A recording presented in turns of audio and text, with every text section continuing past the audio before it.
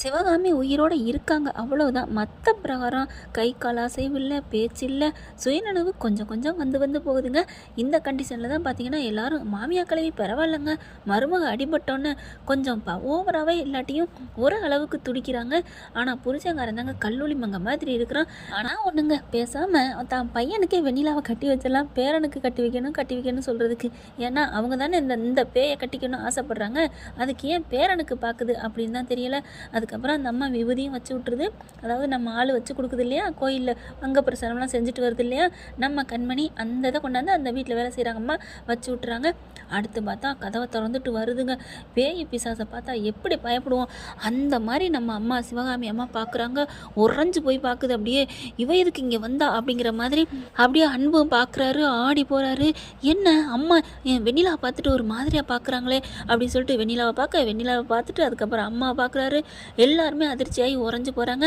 வெண்ணிலா அப்படி பார்க்குது. என்ன எதுக்கு கிளவி குந்தாணி கிளவி இப்படி பார்க்குறாளே அப்படின்னு மனசில் நினச்சிட்டே பக்கத்தில் வருது. அத்தை உங்களுக்கு நல்லா ஆயிடுச்சு அத்தை அப்படின்னு சொல்ல அப்படியே செம்ம கோவம் வருது. அட்டி நச்சு எடுக்கிறாங்க. ஏண்டி பாவி நீலாம் நல்லா இருப்பியாடி, என்னடி பண்ணா என் மருமக கண்மணியை நீ போட்டதில்ல பார்த்த, அது எல்லாம் எனக்கு தெரியும், பின்னாடியே நான் வந்தேன்டி என் மருமகளை காப்பாற்றணும். நல்ல வேலை அந்த ஆண்டவன் என் மருமகளை காப்பாற்றிட்டான். ஆனால் என் உயிரை எடுக்க பார்த்தான். நல்ல வேலை என் மருமகளை என் மையன்ட்டு நீ பிரிக்க பார்க்குற, அதுக்காக தான் ஆண்டவன் என் உயிரை கொடுத்துருக்கான். என்னடி நினச்சிட்டு இருக்க அப்படிங்கல அன்பு பார்க்குறான். என்னம்மா சொல்கிற? ஆமாடா, இவ தான்டா எல்லாமே பண்ணா, இவ தான் அந்த காரை வச்சு ஓட்டி என்னென்னமோ பண்ணியிருக்கிற ஆளை வச்சு என் மருமக நேரம் போயிருப்பா.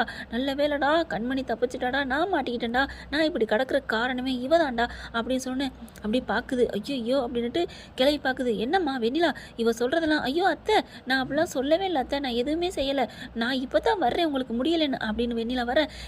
எல்லாம் தெரியும்டி, நீ தாண்டி எல்லாம் பண்ணியிருக்கிற, இவளை மரியாதையாக அனுப்புப்பா, அன்பு இவ இந்த வீட்டுக்குள்ளே வரக்கூடாது அனுப்பு அப்படின்னு சொல்ல, நான் போக மாட்டேன்னு சொல்லல கொண்டே தள்ளுறாங்க. தள்ளிக்கிட்டு போகையிலே இங்கே பார்த்தீங்கன்னா இங்கே ஆப்பிள் கட் பண்ணுறதுக்கு வச்சுருக்குறாங்க. அந்த ஆயுதத்தை எடுத்துட்டு டாய் அப்படின்னு அன்பு கழுத்துலேயே வச்சுருக்காங்க. என்னடா நினச்சிட்டு இருக்க?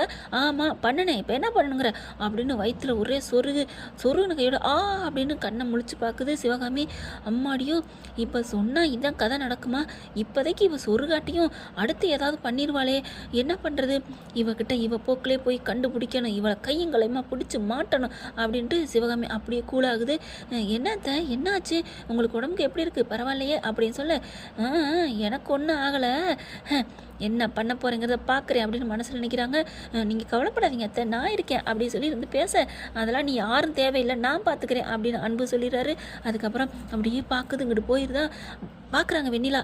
என்ன இவங்க எப்பவும் போல் நம்மளை முறைச்சி பார்க்குற மாதிரி பார்க்குறாங்களா, இல்லை நம்ம போட்டமே பிளானு அது எதுவும் தெரிஞ்சுதான் பின்னாடியே வந்தாளா மருமக பின்னாடி, ஒன்றுமே தெரியலையே ஐயோ அப்படின்னு குழம்பிக்கிட்டு இருக்கிறாங்க. அடுத்து பார்த்தா இவங்களுக்கு பேச்சு வரல, மூச்சு வரல. எப்படியாவது இவங்க வந்து கண்மணின்னு சொல்கிறாங்க, கண்மணியை கூட்டிகிட்டு வாங்க அப்படிங்கிறாங்க.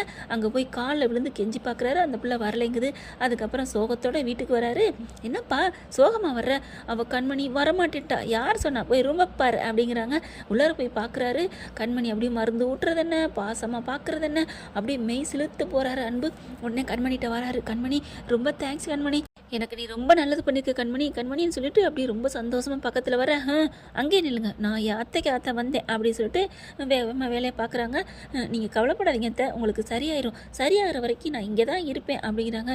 அப்பா போதும், எப்படியோ நம்ம ஆள் இங்கே இருக்க போகிறா அப்படின்னு நினைக்க பார்த்தா நொந்துக்கிறது இந்த வெண்ணிலா. ச்சே இப்படி ஆயிடுச்சே, இவளை ஏதாவது போட்டு தள்ளணும்னு பிளானை போட்டால் கடைசியில் வீட்டுக்குள்ளே வந்து உட்காந்துட்டாலே, இப்போ என்ன பண்ணுறது?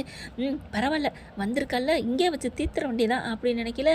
அவங்க ஃப்ரெண்டு இருக்காங்க பார்த்தீங்களா, அவனுக்கு காலை பண்ணுது வெண்ணிலா பண்ணிவிட்டு என்ன பண்ணணும், அவள் ஏதாவது வெளியில் வரலாம், போட்டு தூக்கணுமா அப்படின்னு கேட்க, ஐயா அதெல்லாம் ஒன்றும் பண்ண வேண்டாம், அவள் வீட்டுக்கே வந்துட்டா, இனிமேல் நீ பண்ண வேணாம் எதுவும், நான் பார்த்துக்கிறேன் அவளை அப்படிங்கல. என்ன வெண்ணிலா சொல்கிற? ஆமாம் நான் பார்த்துக்கிறேன் அப்படின்னு சொல்லிட்டு வெண்ணிலா அவனை கட் பண்ணிடுது. அடுத்து பார்க்குது. என்ன பண்ணலாம், எப்படி திட்டம் போடலாம், சரி ஒரு நாள் ஆற போடுவோம், நாளையிலேருந்து பார்த்துக்கலாம் அப்படின்னு நினச்சிட்டு ரூமுக்கு போகுதுங்க. எப்படியும் போய் படுத்துருப்பாளா, இவன் அன்பும் போயிருப்பானா அப்படின்னு போய் பார்க்க போக அங்கே பார்த்தா யாருமே இல்லை அப்படின்னு சொல்லிட்டு அப்புறம் கண்மணியை வந்து அத்தை கூட தான் இருக்காளா அப்படின்னு மெல்ல வர்றாங்க. பார்த்தா அத்தை கிட்ட அப்படியே தோளில் சாஞ்ச அது உட்காந்த வாக்கிலே நம்ம கண்மணி அப்படி தூங்கி வழிகிறாங்க.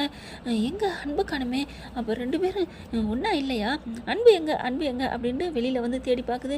எங்கேயுமே காணோம். அன்பு எங்கே போனார் அப்படின்னு சொல்லிட்டு இருக்கையில கரெக்டாக அந்த பக்கத்து அங்கேயே படுத்துடுறாருங்க. அந்த சைடு பார்க்காம இந்த பாட்டுக்கு வெண்ணிலா போயிடுது. எங்கே போனா, வெளியில் போயிட்டானா அப்படின்னு தெரியாமல் புலம்புது. எது எப்படியாவது இவளை போட்டு தள்ளியே தீரணுமே அப்படின்னு சொல்லிட்டு வெண்ணிலா வந்து பிளானை போட்டுட்டு இருக்குதுங்க. கோதாக்கரைக்கு வீட்டில் இருக்குது 2 இருக்குதுங்களே தடிமாடு. ஏய் வீட்டு வேலை நீ பாருடி அப்படின்னு சொல்ல, சும்மா இருக்குமா நம்ம ஆளு, சும்மா புகுந்து புகுந்து ஆடுது. யாருடி என்னென்ன வேலைக்கார நினைச்சீங்களா, நான் அத்தையை மட்டும் தான் பார்க்க வந்திருக்கேன் அப்படின்னு பதிலுக்கு பதில் கொடுக்க போகுது. எல்லாம் ஆடி ஒடுங்க போகிறாங்க. என்ன ஃப்ரெண்ட், இப்படி தான் போகலாம், பார்க்கலாம் என்ன நடக்க போகுதுன்னு. இந்த பதிவு உங்களுக்கு பிடிச்சிருந்துச்சுன்னா உங்கள் பொண்ணான கையில் லைக்கை போட்டு சப்ஸ்கிரைப் பண்ணிடுங்க. Thank you friends.